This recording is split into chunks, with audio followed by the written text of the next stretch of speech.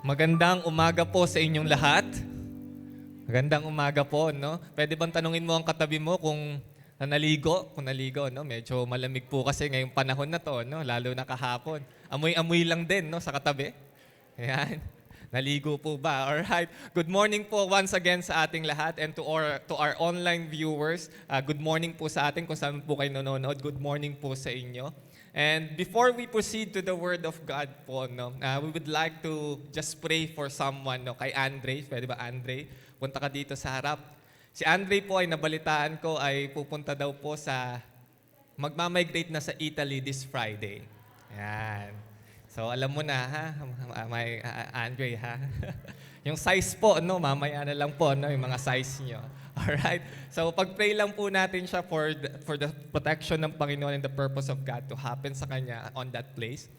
Father in heaven, pwede po ba extend natin ating kamay kay Andre? Father in heaven, we pray, O Lord, sa buhay ni Andre. I know, O Lord, ikaw ang kumikilos sa kanya in and throughout, Panginoon, sa kanyang buhay. Panginoon, while he was staying here in the Philippines, I know you have given seeds, Panginoon, na kakailanganin niya doon sa buhay niya on Italy. Father, today we are declaring your protection, O Lord, above this man. Na Panginoon, whatever life na kanyang mararanasan doon, Lord, your purpose and your plan shall prevail sa kanyang buhay. And Father, ikaw nga, Panginoon, ang patuloy na magbigay sa kanya ng comfort, joy na kakailanganin niya. I know he will miss this place and the people, Panginoon, na kasama niya dito. But Lord, give him strength, O Lord, so that maka-adapt siya quickly on that place. And Father, makita niya yung layunin mo sa buhay niya doon. Lord, ang pag-iingat mo ang sumama sa kanya. In Jesus' mighty name, we pray. Amen and amen and amen. Yan. Congratulations. No? So next week, hindi na natin makikita si Andre. So, God bless po sa inyong trip. And today po, we will close on our series, Bounce Back. We believe na ang Panginoon maraming babawiin sa atin on this 2021. Kung maraming nawala sa atin on 2020, hindi ito nakaranas ng major losses on 2020, we believe that in 2021, God will bounce back things, blessings sa buhay natin that we have lost on 2020. Because our God is a God of bounce back. Kaya po as we continue, no, pinag-aralan natin that we are claiming the future. Na ang Panginoon, maybe we have experienced the downturns of life sa buhay natin, pero meron ka pa tayong pag-asa. Sabihin nga natin sa katabi natin, may pag-asa pa yan. Tingnan mo mabuti, may pag-asa pa po yan. No? Merong good future, may better future ang Panginoon sa kanila. And as we close, let me give you our title for today. I entitled this preaching, Fall Back. Unang-una, because this is a fallback plan preaching. Okay, no? Ano po ba yung fallback? No, it's an alternate or yung plano mo, meron kang original plan. Pero kapag hindi nag-work ang original plan mo, meron ka dapat fallback plan. Ito po ay karaniwan ginagawa ng mga corporate, no, yung mga mahilig sa plano. Yung gusto nilang ma-achieve ang isang bagay, hindi pwedeng isang plano lang. Okay, yun po ang karaniwan, no? There is always a fallback plan.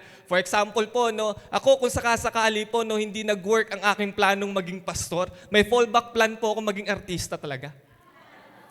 Ayun po, ganun po yan, no? Ganun Joseph, no? Yun yung fallback. Yun po yung fallback, no? Meron kang alternative way, alternative plan para ma-achieve mo ang isang goal mo.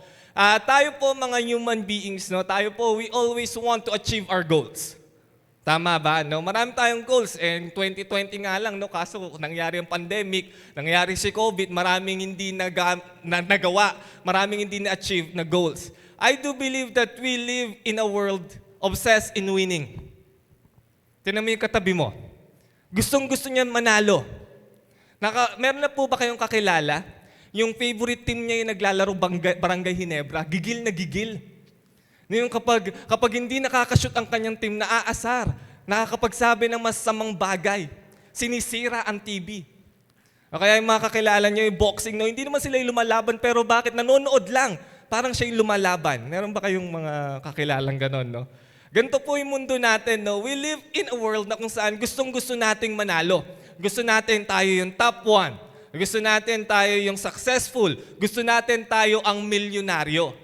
Dahil sa totoo lang, no, kapag nananalo po tayo, nadadagdagan yung ating value sa ating sarili at ang self-worth natin.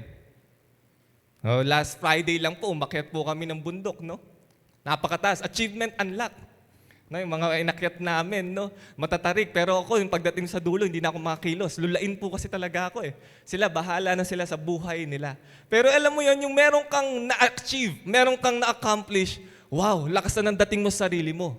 Pwede na pala akong mountaineer. Yung mga ganun na experience mo, no? Samantalang nakakaisang bundok ka palang naakyat. No, gusto mo na akyatin ng Mount Everest. Nagplano na nga kami nila Amor noon eh. Mount Everest daw susunod namin eh.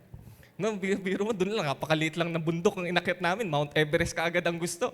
No, alam mo yun, no, we are obsessed in winning. We always want to win. That's how the world works. And in fact, yung obsession natin to win, gagawin natin ang lahat.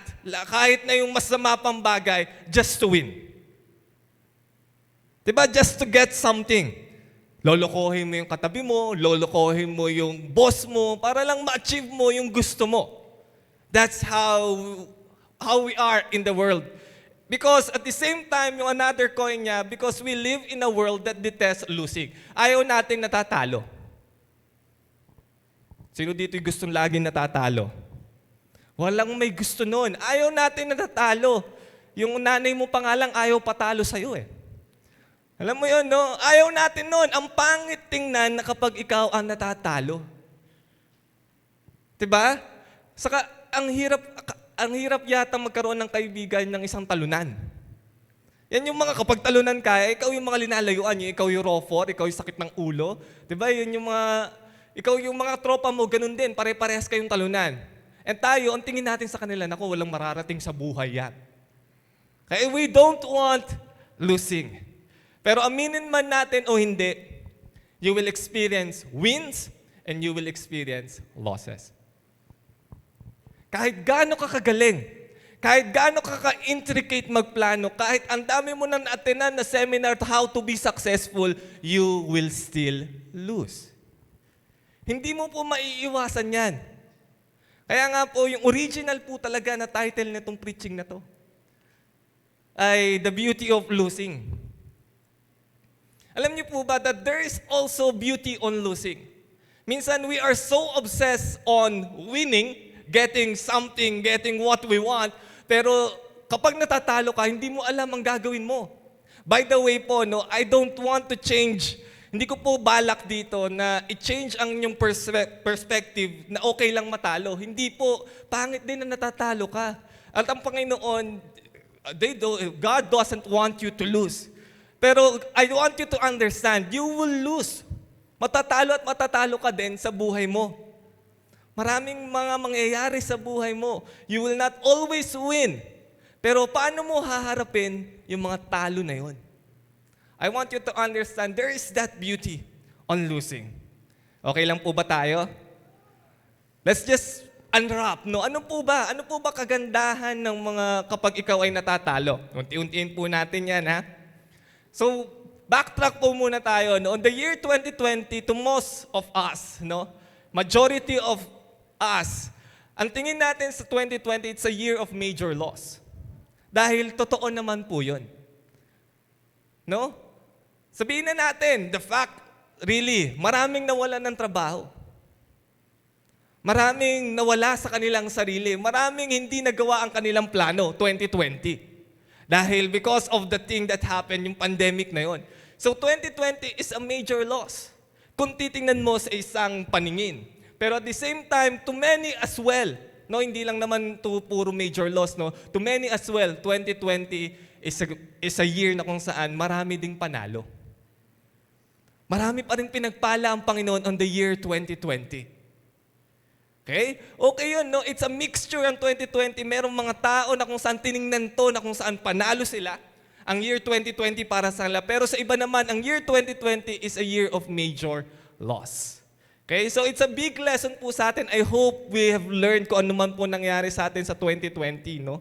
Sa akin po, no, ma-share ko lang po sa inyo. 2020, para sa akin, it's a major win. Dahil hindi po ako nag-post ng what's good at 2020, ngayon ko po sasabihin sa inyo, no? Para medyo exciting po. So, on 2020 po, really, no, dun po maraming binigay ang Panginoon sa akin. It's a blessing ng Panginoon sa akin. Truly, it's a great year para sa akin because unang-una, no, I have my own motor. 2020 po siya nangyari dahil ginamit ko pong dahilan ang COVID para magkaroon ng motor, no? Para humingi ng grasya at kaawaan, hindi sa Panginoon, kundi sa aking mga magulang. No, joke lang. Alright, no? Syempre, no, because, syempre, ayoko naman mag-commute. Sabi ko gano'n, no? Ay, delikado ngayon mag-commute. Mama, kailangan ko siguro kailangan ko magmotor. Ayun, sige, yan, o pumayag. Ang bilis, di ba? Samantalang dati, hindi ko nasasabi yun. Pero dahil meron dahilan sa 2020, nasabi mo. Alright? Ganun po kagaling yun, no? And then, in the year 2020 as well, marami pa, no? The Lord has filled me with many things. Pero ang pinakamasarap sa 2020 is yung mabalik sa akin yung communication with my parents, yung maging maayos kami ng magulang ko, no? Na now that I could express myself to them, pwede na akong magkwento sa kanila ng kung ano-ano na without any strings attached, no? Yun ang blessing para sa akin. It's not the material blessing talagang tinitinan ko, pero ang Panginoon, may binalik on the family. Kaya I do believe the greatest blessings of God on 2020 is on the family. Yung pagbabalik, pag-uugnay ulit ng family, that's the greatest blessing of 2020. Pero para sa iba, sa mga hilig magtrabaho, work is life para sa kanila, pangit ang 2020. Pero for those who are really clinging on, merong tinitingnan, merong hinahanap sa Panginoon, relationship, whatever, it's a win. Okay, so it's a two-side. 2020 is a winning side, is also a losing side. Pero mamaya, tunghayan po natin, no? Ano po ba yung kagandahan kapag ikaw ay natatalo? Pero bago po natin puntahan yon, kailan po tayo, no? Tingnan po muna natin sa mga nananalo. Ano po ba ang feeling ng mga nananalo? Ano po ba yung bad side kapag ikaw ay nananalo? Pastor, meron po bang bad side kapag nananalo? May bad side din po ang nananalo kasi hindi mo maintindihan yung kagandahan ng pagkatalo kung hindi mo mauunawaan yung pangit na side ng winning. To many, hindi, panalo, ang ganda yan, sarap kaya sa feeling na nananalo. Pero there is also a bad side of winning. Una, when you win, you feel superior. Na everyone around you are weaklings, mga may hinang nilalang. Alam mo yon, yung mga, sino dito yung mga honor students? Na yung mga kaklase mo, wala, mga pinapakopya ko lang yan. No, ako yung above the excellent. Ako yung favorite ni teacher. Ayun na yung feeling superior na tingin mo na sa ibang tao, utusan. Dahil may narating ka na eh. You're the boss. Ikaw ang may pera. O, diba, ganun po, no? Sa Pilipino, ganun eh. Kung sino may pera, siya ang hari ng tahanan. No, you feel that superiority. Kasi hindi naman siya yung magulang, pero dahil siya ang may pera, siya na ang sinusunod ng magulang. Diba? Merong feeling eh. Merong feeling of superiority because you have achieved something in life. Okay? At the same time, the next effect niya, you will be arrogant. Arrogante. Sino po mas madalas mayabang? Yung may mga narating. Pero meron din naman mayabang walang narating. Alam ko po yun. Tanungin mo katabi mo kung sino siya doon. No, pero madalas po, yung mga mayayabang talaga yung umaabot sa kanila yung success, nasa ulo na nila. Sila yung pinakamagaling sa galarangan na to, pinakamagaling sa basketball, pinakamagaling dito, arrogante na. Okay? At the same time, lastly po, nakaka-pressure po na ikaw ay laging nananalo. Mas may pressure po sa mga nananalo kaysa sa natatalo, walang pressure yun eh. Yung lagi kang talunan, go pa, sige pa. Pero yung kapag nananalo ka, may pressure na kailangan i-maintain mo yung pagiging winner mo. In fact, sa amin po, sa akin lang po, personally, hindi lang po sa ibang pastor, kapag sinasabihan maganda ang preaching mo, ba mag-ingat ka? Sa akin, kailangan gandahan ko pa next time. Kailangan galingan ko pa. Mas malaki po ang pressure. Kapag lagi kang nananalo, kapag talunan ka, masusurprise pa sila kapag naging successful ka. Diba sa mga, sa mga valedictorian, o sa mga matataas, mga matatalino. Diba, kayo yung mga walang trabaho ngayon, yung mga pinapakopya nyo, may mga trabaho na. Mas nape-pressure ka. Bakit sila? Mataas ang expectation sa akin ng magulang ko, mataas ang expectation sa akin ng teacher ko, mataas ang expectation sa akin ng mga kaklase ko, pero ako'y walang trabaho. Kaya mahirap din eh. Mahirap pala yung raw for lang, no? Walang expectation sa iyo kahit sino. Nagulat pa sila, talaga na, meron ka ng trabaho. O, diba? Pero kapag winner ka, kapag magaling ka, matalino ka, taas ng pressure. And worst of all, ito po, did you know that the best place to hide is on your wins? Yung itago mo ang sarili mo, the best place is on your wins. Let me give this as an illustration. No? Babala po, no? Pawang professional lamang po ang gumagawa nitong trick na to. Ha? Na mag-ingat po tayo. What do I mean when I say the best place to hide is on your wins? For example po, no, I'm a student, then I graduated the summa cum laude, the best in everything, everyone. No? Sila wala silang narating sa buhay nila, puro tres sila. Okay, no? Ako pinakamagaling. Diba yung feeling na kapag nakagraduate ka with honors, with medals, meron ka ng sinuot. I'm the valedictorian. I'm the summa cum laude. Matalino ka nga, sir. Pero deep inside, di ka naman marunong sa bahay. Galing-galing mo sa klase. Yun ang nakikita nila. Yun ang nakikita ng mga kaklase mo. Pero hindi nila alam, sama ng ugali mo. Pero dahil may panalo ka, may honor ka, ang nakikita nila ay ang maganda mong suit. Maganda mong suot. Hindi nila alam, you are depressed inside. Pero hindi mahalaga yun. Kailangan pakita ko sa kanila, I'm the strong one. Kasi may honor ako. Diba nakaka-boost? Hindi nila alam yung sakit, yung pait na dinadanas mo. Ang malaga, ang nakikita nila, your wins. Siyempre, hindi ka pa matapos doon. Siyempre, gaano ka, no? Tatrabaho ka. Ayan po, no? Sabi sa inyo, professional lang po talaga gumagawa nito. Mga bagay na to. No? So, huwag niyong gagayahin po to sa bahay niyo, ha? Na? Mine po. Sige po. 500 lang po, no, mga kapatid. No? Yellow code po, yellow. Pamain na lang po. Ayan. Ayan po, no? So, meron ka pa, may na-achieve ka pa eh. Matalino ka, di ba? Magaling ka. So, you became promoted, you became a manager, and you really staff up yourself. Galing na eh. Marami ka nang narating sa buhay mo eh, no? Na-achieve mo na yung hashtag goals mo sa buhay mo. Okay na. Ang ganda mo nang tingnan sa harap ng ibang tao. Pero deep inside, you know what's really happening inside of you. That the pressure is on. Doubts, andun, ang dami. Uncertainties, ang dami. Pero hindi. Ang mahalaga sa ibang tao, may pera ka. Yun ang papakita mo. Hindi nila kailangan makita yung hirap mo kung paano mo narating kung ano ka ngayon. Ang mahalaga, ang nakikita nila, your wins in life. Siyempre, hindi pa yun. Siyempre, hindi pa sapat yun. Mayroon ka pa dapat mga patunayan sa sarili mo. And you go on, dream and dream and dream and achieve your goal. Do everything you think. Ayan po, napakainit na, no? Kaya talaga sinadya ko pong di man magsuot kanina. Ayan po. So, mamaya po, na lang po ng ambulansya, no? Patawag na lang po. Ang init po pala nitong pakiramdam na to, no? Okay po. So, you win, and you win. Until, ang dami mo nang suot because of your success.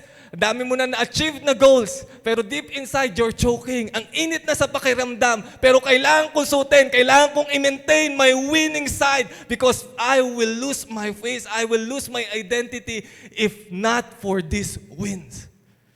Sakit na sa loob eh. Ang hirap i-maintain ng mga wins mo. Ang hirap maging andun ka sa, ikaw ang mayaman, ikaw ang may maayos pamilya, ikaw na ang lahat. Pero hindi nila alam all the pressures that you are feeling inside. Pero ang sarap sa pakiramdam, di ba? Kasi ang tingin ng ibang tao sa'yo, successful ka. You hide your real self on your wins. Kahit mainit, kahit mahirap gumalaw, kahit hindi na ako makahinga, hubarin ko na. Hubarin ko na po. No? Naintindihan nyo na naman, no? Hindi ko na uulitin. Napaki-replay na lang po ito mamaya, ha? Ayan, wait lang po, Ayan, may nag-mind na. Pakian na lang mamaya, Pakirap na lang yan, ha? Ayan, paano ba to? Sabi ko sa inyo, parang professional lang po talaga gumagawa nito, eh. Ayan. Ayun na, pogi na po ba? Alright. Yan, ganun po tayo, no? The best place to hide is on your wins. You win stuffs, pero sa totoo lang, your original goal is to hide yourself. Akala mo, gusto mo lang talaga yung status, position, pero gusto kong sabihin sa'yo, ang pinaka-gusto mo lang talaga is to hide the real you. Papalaki ng katawan para hindi nila masabi, hindi nila ako inaasar, para hindi nila ako pinubuli. Magpapakahusay sa isang larangan para lang matakpan yung pagiging loser niya. Okay? One of the good example is this man, is Lance Armstrong. His name is Lance Armstrong. Sino ba tong si Lance Armstrong?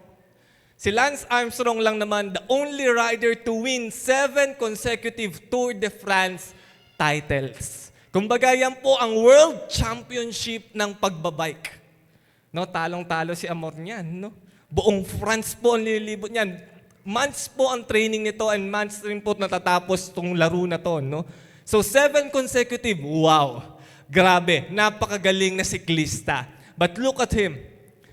But who was later stripped of all his titles after an investigation revealed that he was the key figure in a wide-ranging doping conspiracy.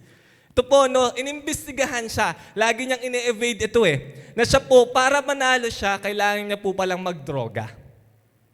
Kailangan niyang mag-dope. So, na-strip off 7 consecutive titles. Siya lang ang nakagawa nun. Pero lahat yon nawala sa kanya. Dahil napatunayan, gumagamit siya.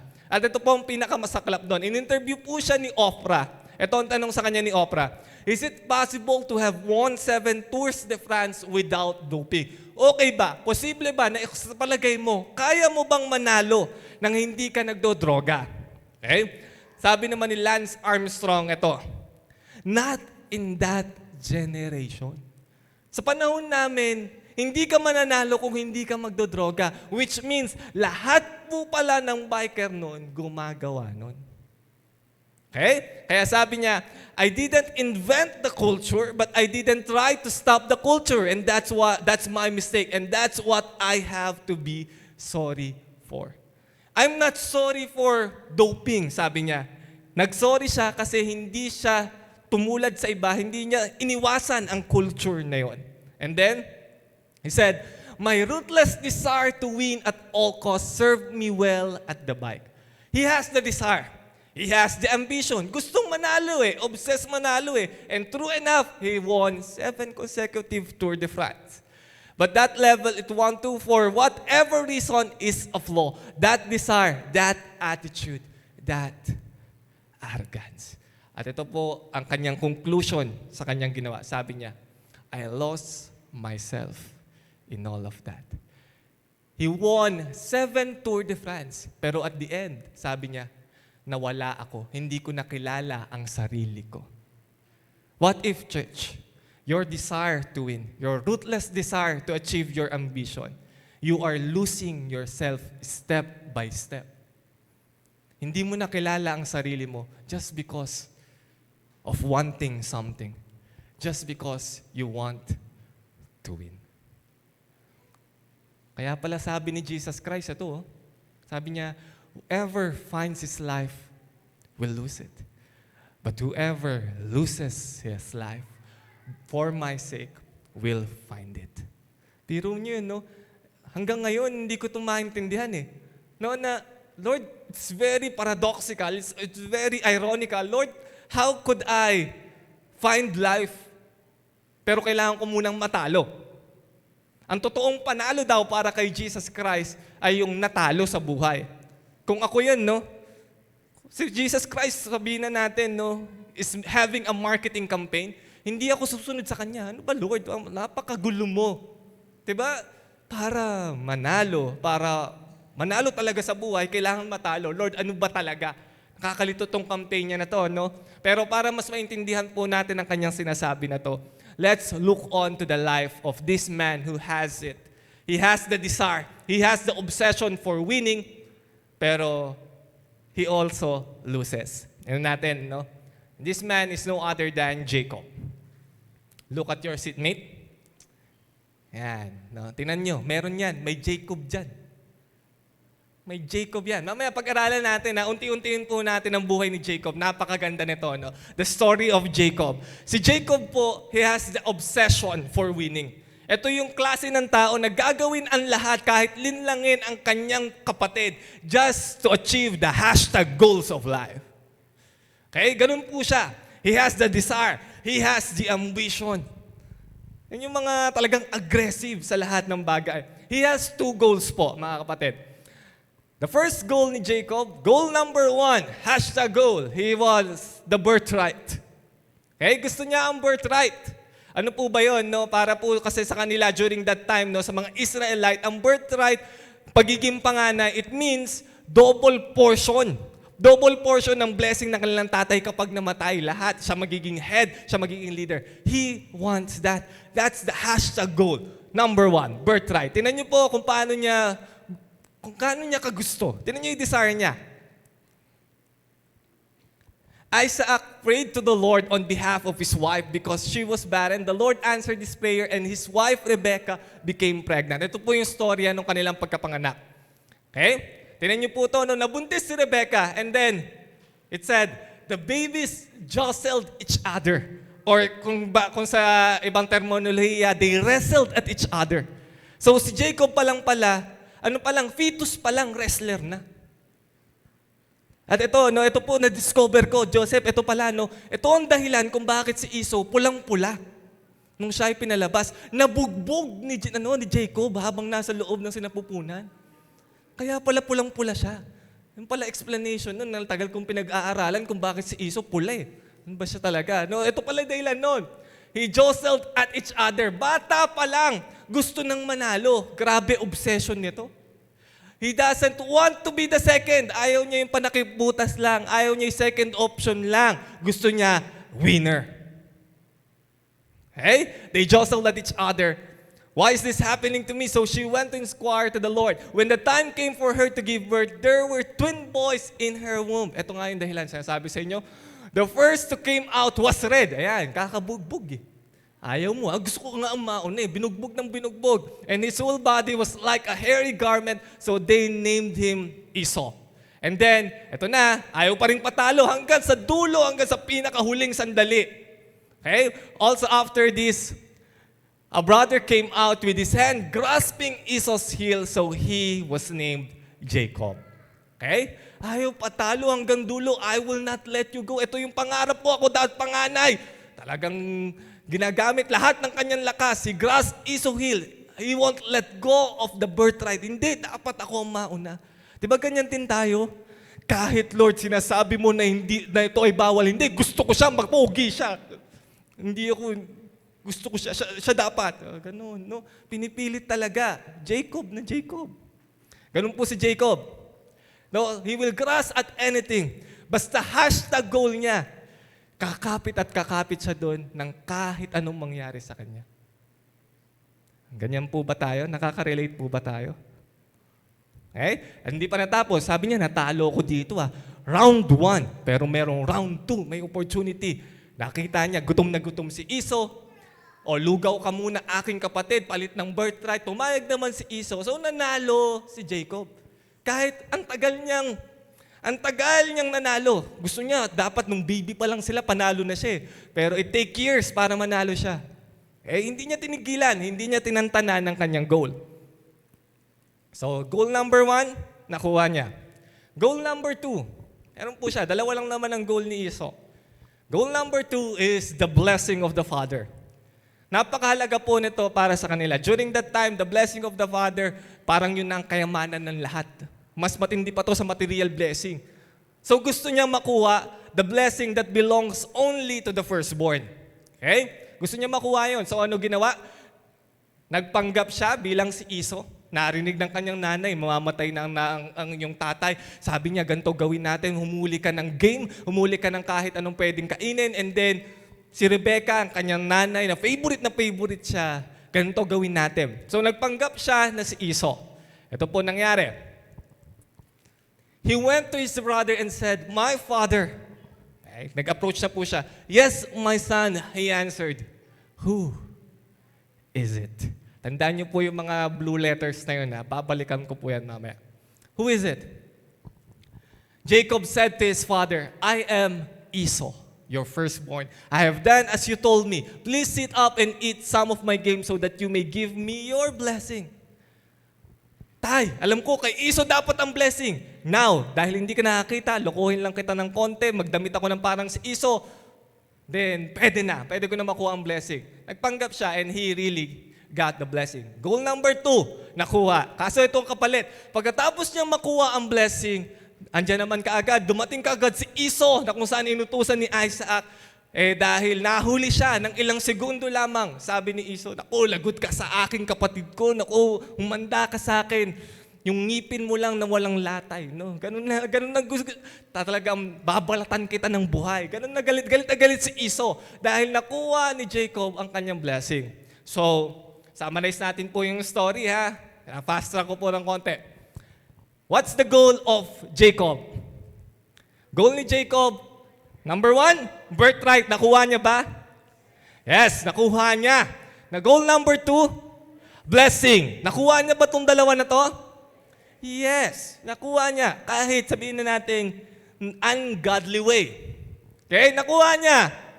Masaya na ba si Jacob? Kasi ito ang tanong mga kapatid, may goal ka. You have your hashtag goals, travel goals, squad goals, at kung ano-ano pang goals. Gusto mong maging milyonaryo, kung ano mang goals mo. Tanong ko sa'yo, at tanong ko kay Jacob, ano kaya mo ipagpalit para sa goal mo? Jacob, nakuha mo nga ang birthright mo, nakuha mo nga ang blessing mo, at what cost?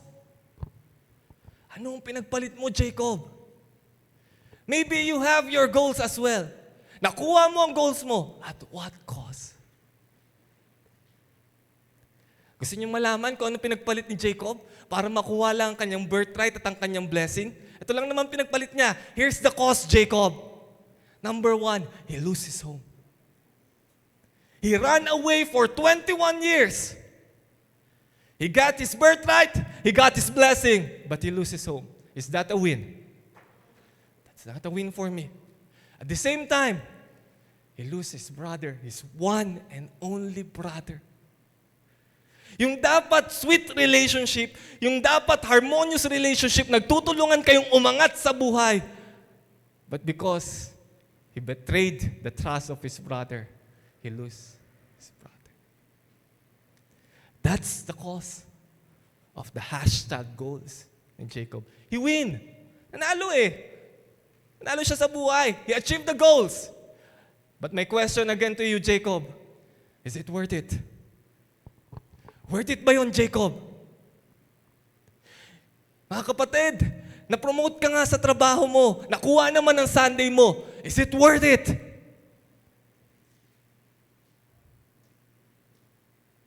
Yumaman ka nga, naging sobrang busy mo nga sa buhay mo, pero nawalan ka naman ng oras sa Panginoon, is it worth it?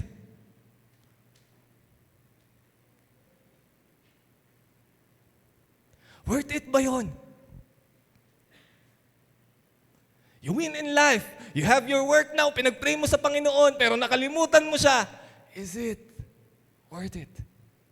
At nagkatrabaho, kinalimutan ng Panginoon. Worth it ba yun? Nakuha mo nga yung gwapo, pinapangarap mo sa buhay mo. Pero worth it ba na merong nawala sa piling ng Panginoon? Worth it ba yun? In the other side, parang win Pero is it a real win? Or, Jacob, you're just hiding. You don't want to be the loser. You don't want to be the second option. Gagawin mo ang lahat to meet the goals. Para sabihin ng ibang tao, winner ka. Pero marami kang pinagpalit.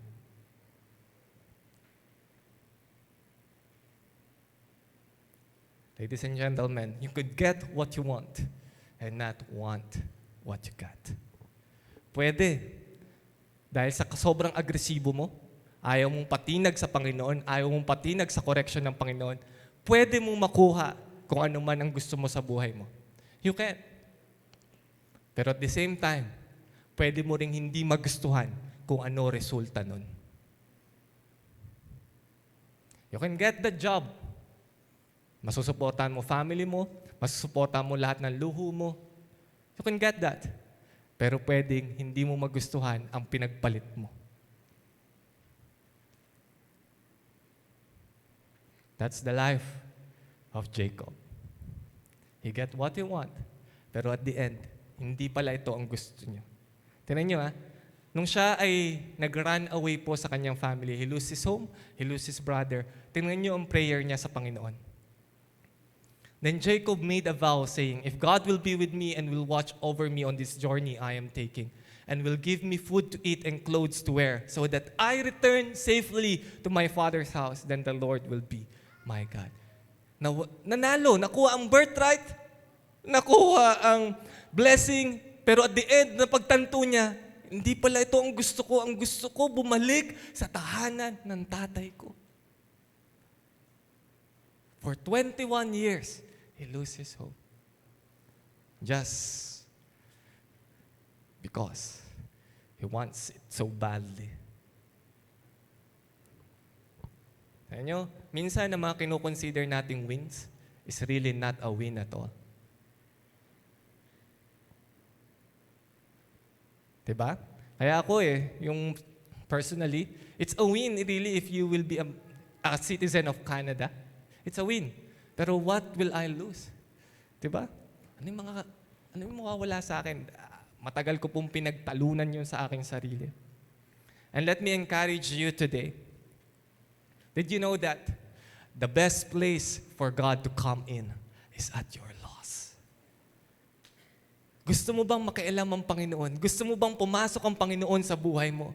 The best place for Him to come in is the time, the moment that you lose it all. Kung saan, really, you're the loser. Parang paradoxical, no? I think God, di ba, mas gusto ng Panginoon, you're the victorious one. Hindi po, no?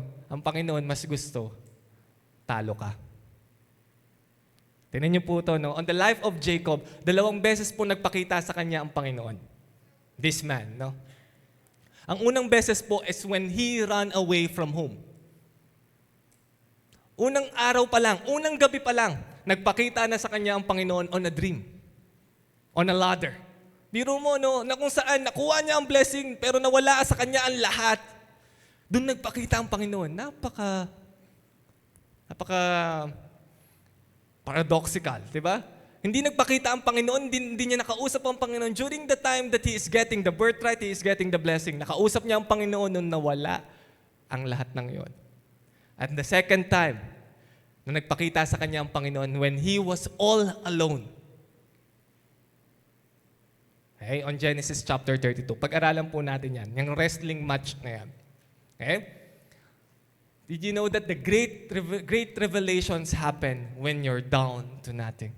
Jacob received the greatest revelations of his life when he had nothing. Wala yung mga hashtag goals niya sa buhay niya. Wala yung mga winning side. Wala yung mga napanalo niya, mga medals, honors, promotion. Wala lahat yon. And then, God revealed many things sa kanya just during that time. When you are down to nothing, God wants to reveal to you great things. Okay? Tingnan natin. Ito po yun, no? On the wrestling match, sabi doon, Jacob was left alone. Okay? Mag-iisa na lang sa buhay. Ito po ang context niyan, no? Si Jacob po, imimit niya na si Esau for the 21 years that they have been away. Ngayon pa lang siya nagkaroon ng lakas ng loob kasi nawala na siya, no? Ayaw na sa kanya ng kanyang biyanan, no? Kaya babalik na sana siya sa kanyang tahanan. But he was left alone. Pinauna niya ang kanyang mga gifts, ang kanyang mga asawa, ang kanyang mga anak. He was left alone, all alone, when he was on nothing. And then a man wrestled on him. Okay. By the way, this is not the first time that Jacob wrestled. Diba? Balikan natin. This is not the first time. Diba? Nung bata pa lang sila ni Esau, they wrestled at each other. God is taking him back. Binabalik siya dun sa unang panahon. Nung baby pa lang siya. You know how to wrestle, Jacob. Okay? And then, ito sumunod. When the man saw that he could not overpower him, he touched the socket of Jacob's hip so that his hip was wrenched as he wrestled with the man. Then the man said, "Let me go, for it is daybreak." But Jacob replied, "I will not let you go unless you bless me." Hindi kita pakakawalan until you bless me. Ito na naman, Jacob, you will not let go. This is not the first time, Jacob. Alahanin natin, balikan natin. Diba, this is also what Jacob did nung pinapanganak sila ni Esau. He is grasping on Esau's heel. Pero this time, iba. He is grasping on Jesus Christ. He is grasping on to God. Tingnan nyo ano ginawa sa kanya ng Panginoon? Binalik siya. During that time. That you do not get what you want. Hindi ikaw ang panganay. Binalik siya sa kanya. Diba? Kung ikaw yan ang sakit ng Lord, tinry ko na lahat, diba? Nakuha ko naman Pero binalik siya ng Panginoon. That's not the right way, Jacob. Ito ang pinakamatindi. Then the man asked him, "What is your name?" This is not the first time that Jacob heard this. Balikan natin. Tinanong rin siya ng kanyang ama, "Who is it?" What's your name? Binalik siya ng Panginoon yung mga pinaggagawa niya just to get the birthright, just to get the blessing. Binalik siya lahat ng Panginoon in just one day. Who is it? Tingnan niyo yung sagot niya, ha? Nung tinanong siya ng kanyang ama, "Who is it?" He said, "I am Esau. I am Esau." The one, yung favorite mo, tatay, yung magaling mga so, ako yun. Ako yung matalino, pero rotten inside. Feeling the ache inside. I am Esau. Did he get the blessing? He got the blessing. On the expense of being Esau. But here's the good part. When God is about to bless Jacob, ito, sinabi niya for the first time, "I am Jacob."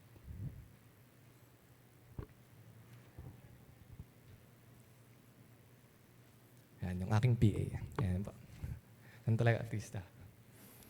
I am Jacob.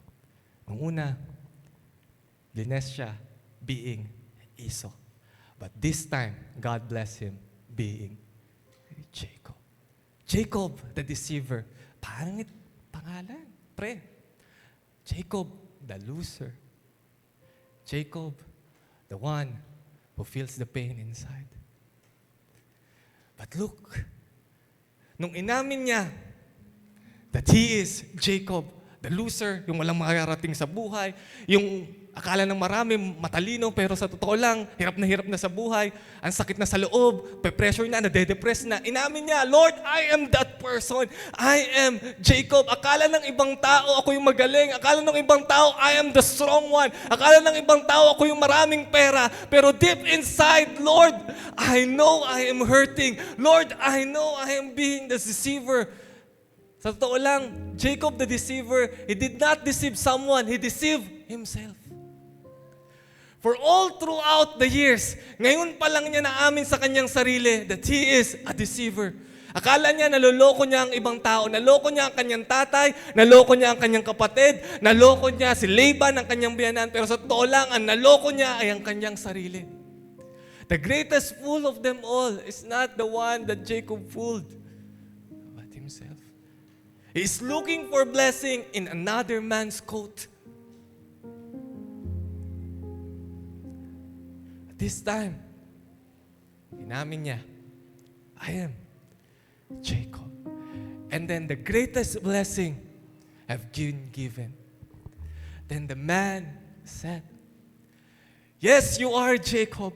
Your name, but your name will no longer be Jacob, but Israel, because you have struggled with God and with men and have overcome." come. Ngayong inamin mo that you're the loser. Now inamin mo that you are depressed. Now na inamin mo ang dami mong problema sa buhay. Now I could bless you with the real blessing that you deserve when you be honest with God. I don't look at you as Jacob. I look at you as Israel. Diba ang sarap marinig sa Panginoon nung inamin natin sa Kanya, Lord, I am sinner. But God said, you will no longer be a sinner. You will be a saint. You will be my ambassador. You will reign with me. Nung inamin ko na hindi ko kaya, then God said, then let me be your strength. The time that when hindi ko na ako nagtatago dun sa win ko, that's the time that God gave me the greatest win of my life. I thought that the greatest win is to get the goals. Pero ang totoong win pala ay yung matalo ka.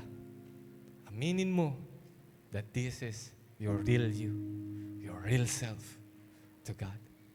Because God can only bless the real you, not the one you pretend to be. Not the fallback guy. God loves the loser side of you.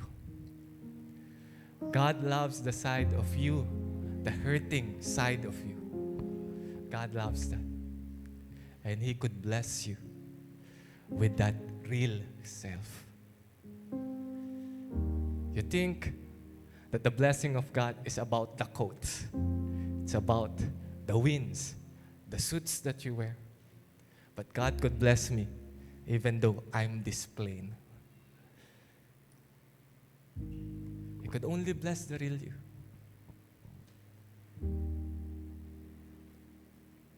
Therefore, I could say that the greatest win in life is to really lose it. Lose it in the presence of God. The greatest win is not to achieve the dream. The greatest win is to be vulnerable enough to say to God, Lord, this is me.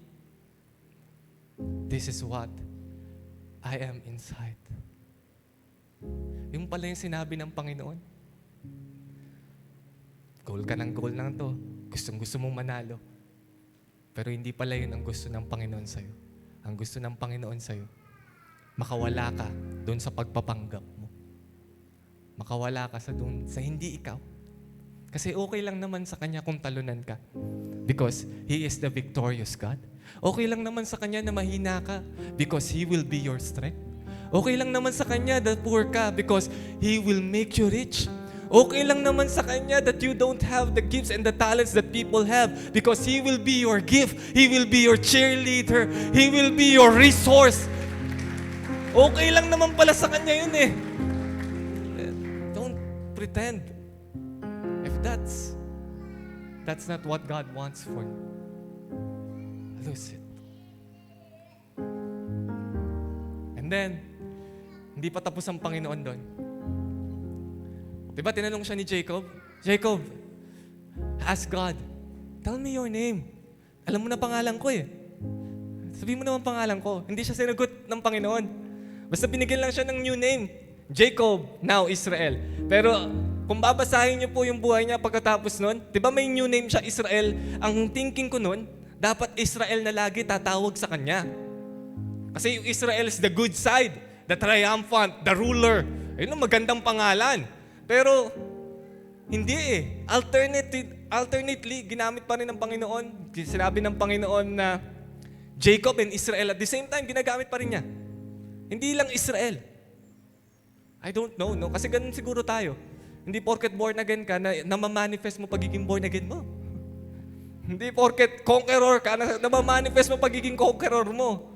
No, na at the same time, meron kang side, na losing side, the Jacob side, and the Israel side. The new name, the winning side. Pero at the same time, nagmamanifest sa atin yun. You will not always win. You will experience loss.